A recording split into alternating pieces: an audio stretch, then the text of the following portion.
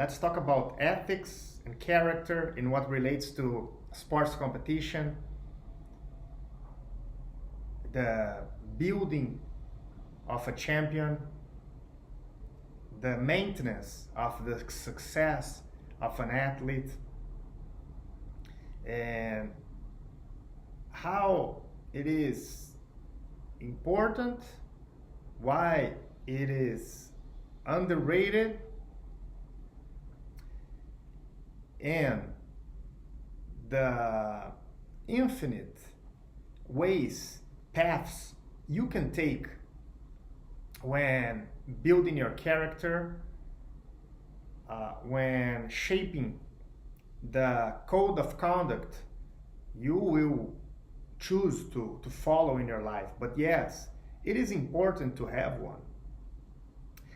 Most champions, or every one of them, realized it long ago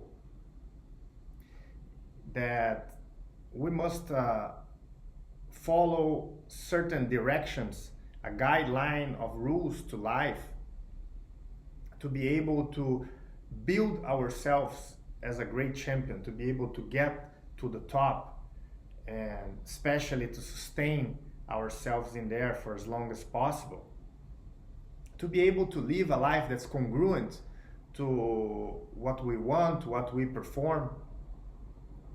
And as I said, there's multiple ways to do it. Some people will choose systematized codes of conduct that are part of religions, of philosophies, or other systems. And some people will follow more family values or certain aspect of their upbringings that are related to society overall, to their community, to their tribe, to other influences that they have, where they find useful in their career paths. Some of them will follow their coaches and their masters, and that can work. Actually, everything can work as long as it is congruent to the journey of the athlete, to the goals of the champion, to where they want to get, and that they can feel good about it.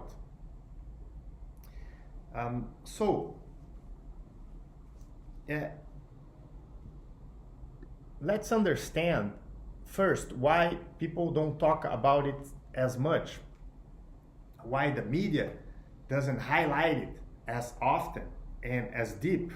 In fact, most of the times is not mentioned at all. It becomes invisible to the majority of spectators of games, fights, races.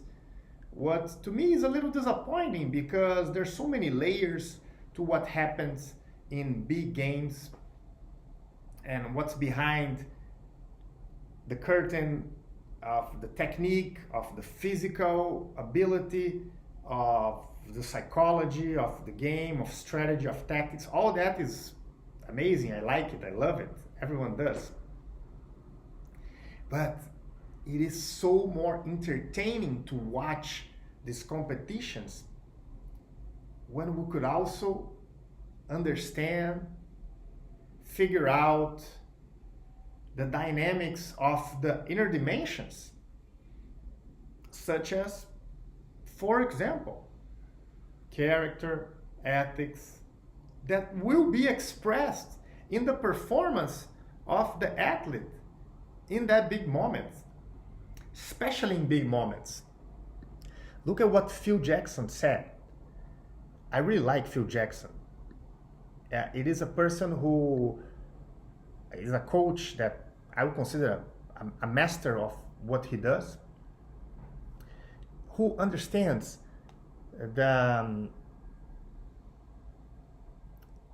how the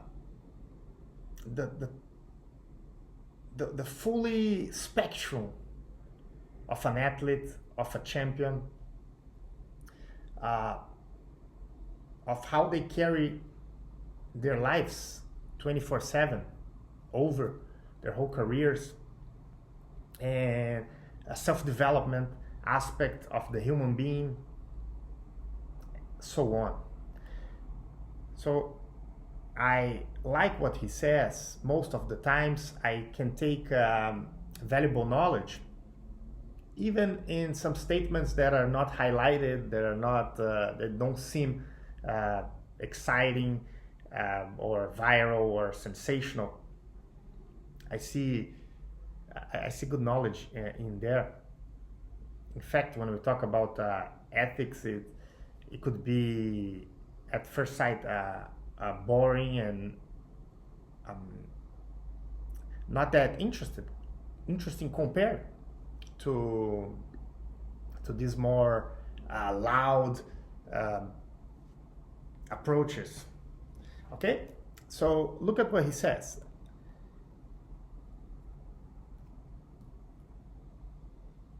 How important is extremely important the character to be able to win big games. So you think about big games and about athletes who were coached under Phil Jackson, and you could think of, if you're a basketball fan, let's just think of two games, like the Michael Jordan flu game in Utah and the Kobe Bryant 81-point game in LA. There are so many others, performances like they're memorable from these two champions and from others as well, especially from these two. Is character underneath it? For sure, it's not me who's saying it's Phil himself. Okay.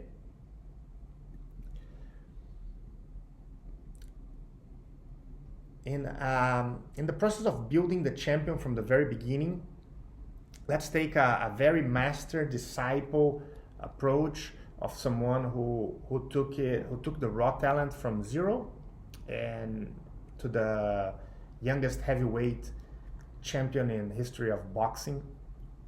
This time, Custamato, who was a master in what he did. His teachings are still alive nowadays, especially expressed in the relationship he had with Mike Tyson. And whenever I can read books or articles or old tape footage from them in this relationship and the way Cus used to work, I try to, in the philosophical aspect of the game, of the training, of the self-development of the fighters. It's a very martial arts approach, even though many people don't consider boxing a martial art.